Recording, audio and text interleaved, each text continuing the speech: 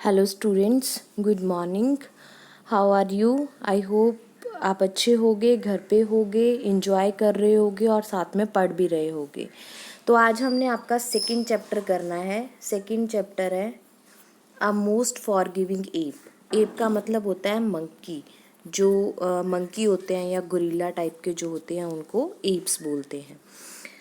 तो इस चैप्टर में हम जो गोरिल्ला की हाइट कितनी है, गोरिल्ला कैसे खाना खाते हैं, गोरिल्ला के गुस्सा कैसे करते हैं, मतलब गोरिल्ले के बारे में एवरीथिंग जो उसकी लाइफ के बारे में वो हम इस चैप्टर में पढ़ेंगे। क्यों पढ़ेंगे इस चैप्टर में? गोरिल्ला को डालने की ज़रूरत क्यों पड़ी इस चैप्टर में? क्योंकि गोरिल्लाज हैं जो उनकी जो पॉपुलेशन है वो बहुत कम हो चुकी है और उनको ज़िंदा रखने के लिए, उनको दुनिया में बनाए रखने के लिए गवर्नमेंट ने उसको शूट करने पे, उसको मारने पे बैन लगा दिया है। और जितने भी गोरिल्लास बचे हैं उनको जू में रखा गया है ताकि उनको वहाँ पे सुरक्षित रखा जा सके और उनका जो है पालन पोषण किया जा सके। तो आज हम इस चैप्टर को पढ़ने जा रहे हैं। The African gorilla is something of paradox for us. Gorilla, जो अफ्रीकन गोरिल्लास की बात की जा रही है कि अफ्रीकन गोरिल्लाज हैं जो वो हमारे लिए आज एक सिर्फ एक मतलब कुछ गोरिल्लाज रहने की वजह से आज वो सिर्फ गोरिल्ला का नाम ही रह गया। आप अपने आसपास पूछ के देखो, आप खुद से पूछ के देखो कि आपने कभी गोरिल्ला को देखा है, तो हमारा आंसर होगा नहीं, हमने गोरिल्ला को नहीं देखा। सचमुच में नहीं देखा, उसको टीवी के ज़रिए देखा है या फिल्मों में देखा है या सीरियल्स में देखा है, एवरीथिंग एल्स। ठीक है। ही हैज़ बीन किल्ड, उनको मारा जा चुका है, catch and kept in zoos, और उनको पकड़ के जू में रखा गया है। Still we do not know much about him, इसलिए हम उनके बारे में काफ़ी कुछ नहीं जानते हैं। This animal lives in dark forest, ये एनिमल्स होते हैं, गोरिल्लाज हैं जो घने जंगल होते हैं जहाँ पे सूरज की रोशनी नहीं पहुँच पाती, वहाँ पे रहते हैं। It is difficult to take a satisfactory photograph of gorilla in the wide state. It is difficult to a satisfactory photo of gorilla in a wide state and keep him under close and constant observation। कहते कि उनको dark जंगलों में रहते हैं तो उनकी हमारे पास कोई भी सफिशेंट फ़ोटो है जो वो नहीं है हमारे पास कि उसको हम अच्छे से देख सकें। कीप हिम अंडर क्लोज, उसको और अपने पास रख सकें, एंड कांस्टेंट ऑब्जर्वेशन, और उसका ऑब्जर्वेशन कर सकें कि उनकी लाइफ कैसी थी, वो दिन में क्या करते हैं, बच्चे उनके कैसे होते हैं, मतलब एवरीथिंग जो हम जानना चाहते हैं वो ऑब्जर्वेशन हम अभी नहीं कर सकते। Even the American naturalist Carl Ackley, who died studying these animals, could not discover everything about the lifespan। जो अमेरिकन नेचुरलिस्ट था कार्ले एक्ले था, जो उस अमेरिकन नेचुरलिस्ट, उसने इन एनिमल्स पे स्टडी करते हुए वो मतलब उसकी डेथ हो गई थी and could not discover anything about the life span, और वो लाइफ स्पेन के बारे में कुछ भी डिस्कवर नहीं कर सका, उनकी लाइफ के बारे में, उनकी डेथ के बारे में, उनके फैमिली ग्रुप पैटर्न के बारे में, इंटेलिजेंसी ऑफ दीज एनिमल्स, इन एनिमल्स की क्या इंटेलिजेंसी है उनके बारे में उसे कुछ भी नहीं पता। All this and many other things are still a mystery, बहुत सारी ऐसी चीज़ें हैं उनके बारे में जो सिर्फ आज एक रहस्य बनकर रह गई हैं।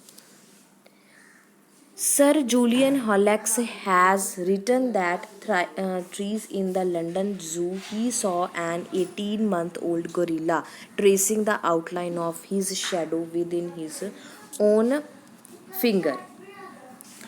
तो जो सर जूलियन हॉलेक्स था उसने लिखा है, has written that trees in the London zoo he saw an 18-month gorilla. कहता है कि उसने लंदन जू में एक 18 महीने का गोरिल्ला देखा था 3 बार, tracing the outline of his shadow with their own finger, और उसको अपनी फिंगर्स के साथ मतलब ट्रेस किया था, उसको महसूस करने की कोशिश की थी। The only other animal having an artistic bent in is the young chimpanzee। और जो वो only animal था आर्टिस्ट के ज़रिए, वो क्या था, एक young chimpanzee था। Hollex speaks of a traveler having seen a male gorilla help a female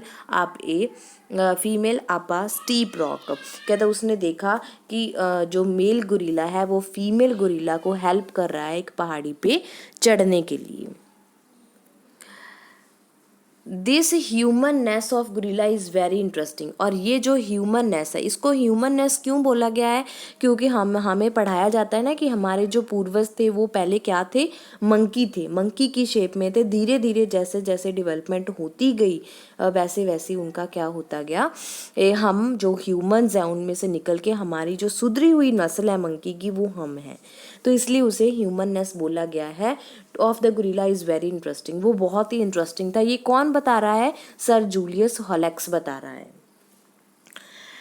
some observer says that he makes love as human does, कहते वो ऐसे ही प्यार करते हैं जैसे कि ह्यूमन, जैसे कि हम एक दूसरे को प्यार करते हैं ना अपनी कम्युनिटी में, वैसे ही वो जो है अपनी गोरिल्ला कम्युनिटी में एक दूसरे को प्यार करते हैं, मतलब ह्यूमंस की तरह ही वो रहते हैं।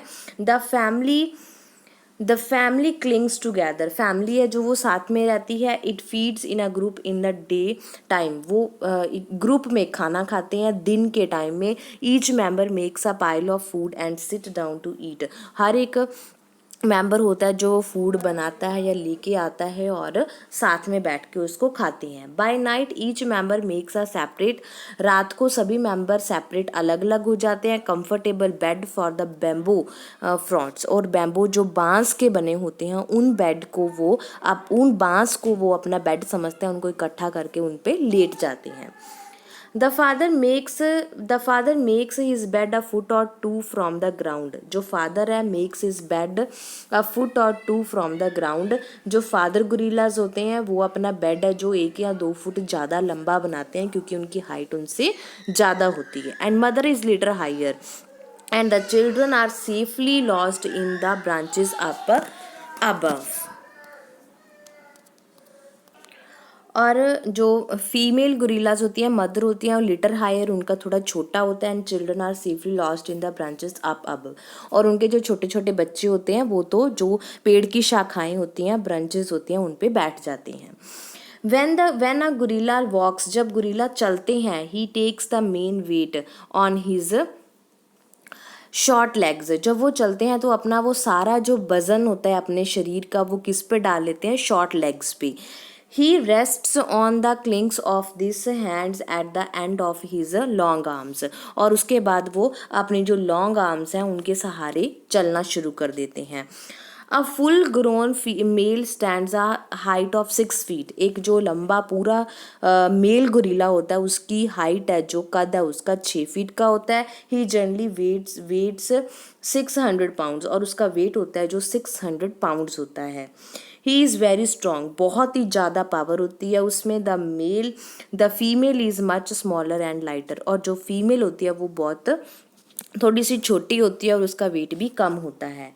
Miss J.H. Donisthorpe says that gorilla have a strong smell like that of mixture of human sweat होता है पसीना। J.H. डॉनिस्थ्रोप कहती है कि गोरिल्ला के पास ह्यूमन के पसीने को सूंघने की बहुत शक्ति होती है। मैनेक्चर एंड चेस्ड वुड, और वो वुड लकड़ी को बहुत अच्छे से सूंघ सकते हैं। They have good I site, उनकी आँखें भी बहुत तेज़ होती हैं, आँखों की आई साइट रोशनी काफ़ी दूर तक वो देख सकते हैं। But they are deficient in hearing and smelling, पर उनको हर चीज़ की स्मेल नहीं आती और उनको सुनने में भी प्रॉब्लम होती है। They seem to talk to one another, हम उनको क्या कर सकते हैं? एक दूसरे से बात करता हुआ देख सकते हैं। The female when alarmed screams, female जो होती है जब अलार्म होता है तो वो स्क्रीम्ड हो जाती है, अपने लिए अलर्ट हो जाती है। The male in the face of danger, जब मेल को डेंजर लगता है, कुछ खतरा लगता है। अज्यूम्स अ फ्रेटिंग लुक, वो एक गुस्से वाली लुक देता है। स्टेज बिहाइंड एंड रीज्ड, और रुक के दहाड़ना शुरू कर देता है। He shows anger by shaking tree, वो अपना गुस्सा कैसे दिखाता है? जैसे पेड़ जोर जोर से हिला रहा हो, वो इस गुस्सा दिखाता है। ड्रम्पिंग ऑन हिज चेस्ट, और अपनी छाती को जैसे ढोल पीटते हैं ना वैसे पीटना शुरू कर देता है। इन अ डिफ़िकल्टी ही चार्जेस, इस डिफ़िकल्टी में अगर उसको लगे कि हमारे लिए कोई खतरा है तो वो ये सब कुछ तब करता है। Otherwise, the gorilla is a gentle, kind creature and most forgiving ape who lives at peace with other all animals. कहते कि अदरवाइज गुरिल्ला बहुत जेंटल है, शांत स्वभाव का है, काइंड है, फॉरगिविंग एप है, मतलब गलती के लिए किसी को माफ़ भी कर सकता है और दूसरे एनिमल्स के साथ बहुत शांति से रहता है. When he changes, he should stand ground and look him in the eyes. अगर उसको गुस्सा आता है जब, तब वो खड़ा हो जाता है ग्राउंड में और उसकी आंखों में आंखें डाल के देखता है. This would make him turn aside and make him sleep away. और ये सब चीज़ें जो होती हैं उसको दूर दूर ले जाती हैं और वो साइड में हो जाता है. No one knows the exact number of mountain gorillas और वेदर दे आर इंक्रीजिंग और डिक्रीजिंग. कहते कि हमें एग्जैक्ट नंबर नहीं पता, नो वन किसी को भी नहीं पता एग्जैक्ट नंबर है माउंटेन गोरिल्लाज का और वेदर दे आर इंक्रीज और डिक्रीज, ये कभी बड़े भी थे या कम हुए थे. Now a day no one is allowed to shoot और कैप्चर दैम लीगली. आज इनको शूट करना, पकड़ के रखना घरों में लीगली ऑफेंस है, इसके लिए आपको सजा और जुर्माना हो सकता है. But if they spoil the crop of tribesmen and और loot the honey from the wild beehives होता है मधुमक्खियों का छत्ता. They are tracked to their lairs and killed with spears. कहते अगर वो कोई नुकसान पहुंचाते हैं, मधुमक्खियों के छत्ते में से हनी निकाल लेते हैं, क्रॉप्स हमारी फसलों को ख़राब करते हैं, तो उनको ट्रैक करके जो है उनको मारा जा सकता है विद स्पीयर्स. और their lairs, they are tracked to their lairs and killed with spears. और उनको मारने का हक भी गवर्नमेंट को ही है, हमें नहीं मिला हुआ है. ठीक है बेटा, तो उम्मीद है ये आपको चैप्टर सारा समझ में आ गया होगा. इसमें गुरिल्ला के बारे में बताया गया है, गुरिल्ला कैसे रहता है, गुरिल्ला की फैमिली कैसी होती है, कितनी हाइट है, कितना वजन है, कैसे खाना खाते हैं, गुस्सा कैसे आता है, ये सब चीज़ें इसमें इस चैप्टर में आपको बताई गई हैं. बहुत ही ईजी चैप्टर है गुरिल्ला के बारे में और बहुत ही इंटरेस्टिंग चैप्टर है. अगर फिर भी आपको कहीं से लगता है कि आपको ये बात समझ में नहीं आई इस चैप्टर से, तो आप मेरे को कभी भी मैसेज कमेंट करके पूछ सकते हो. ओके बेटा, ओके, बाय बाय.